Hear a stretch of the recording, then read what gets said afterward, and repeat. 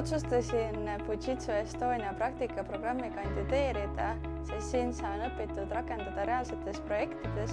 Tööaja suhtes ollakse väga vastutulelikud ning tänu sellele on võimalik töötada ka kooli kõrval. Praktikaperioodil töötasime testijana, aga praeguseks liikusin ma tarkvaraarendaja töökohale edasi. Kuulun siis Persona tarkvaratiimi, mis tegeleb personali tarkvara arendamisega, mida kasutavad siis paljud ettevõtted Eestis. Ma töötan Fujitsu Estonias, sest siin on soe õhkkond ja kokkuhoidev tiim.